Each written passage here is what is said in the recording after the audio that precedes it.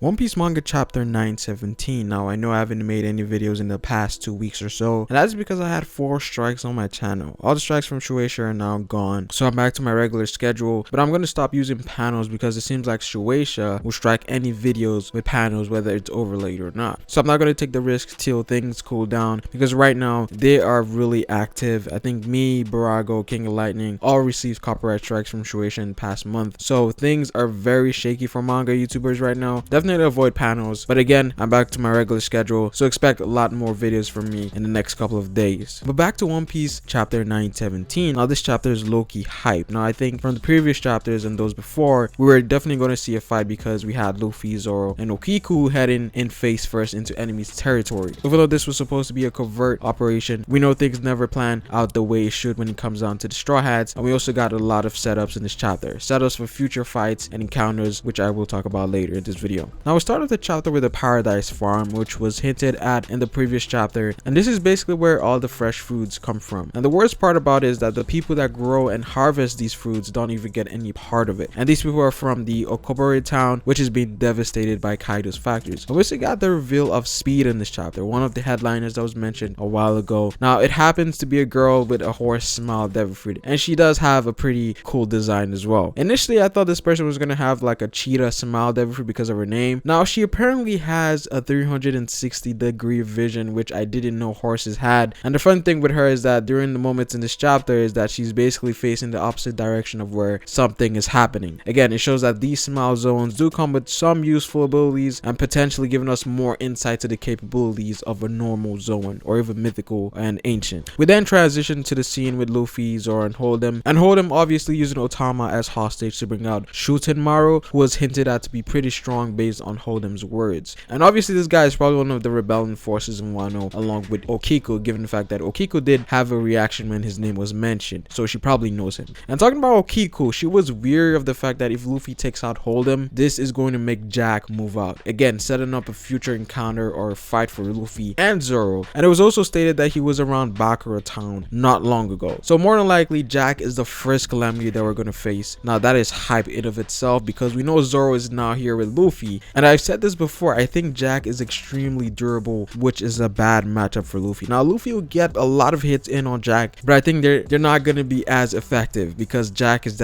just that durable. His endurance is like, we know that Jack can fight for 10 days or for 5 days, so I'm not sure if Luffy, based on matchup, it's going to be tough for Luffy. And so I think this is where Zoro could play his big cards, so that's a dope setup from this chapter. Now we also got a quick interaction between Law and Hawkins. Well, Hawkins didn't really know it was Law because he had something over his face, but he did mention that Law was strong, which could go back to Hawkins having a decent form of observation. Now Law says something very interesting. Now Law says he has to get rid of Hawkins because he knows who they are, and I'm guessing this is because he doesn't want him to foil the whole plan they have for their fight against Kaido or the Shogun. Now we're definitely going to get a quick scuffle between Law and Hawkins, which is going to be great because supernova fights other than Luffy and Zoro is a bit rare, so I do want to see how this is going to play out, given as they both have hacks abilities. But I definitely think Law has the upper hand here, but this is going to be great moving forward, and we're definitely going to get more relating to these characters and maybe more information about Hawkins, given as we don't know much about him. And we also got to see some classic Zoro Luffy action in this chapter. Now with the setup from last chapter, I thought Hold'em was at least going to put up some trouble for Luffy, but this clash was basically a one-shot. Hold'em couldn't even react to Luffy when he saved Otama,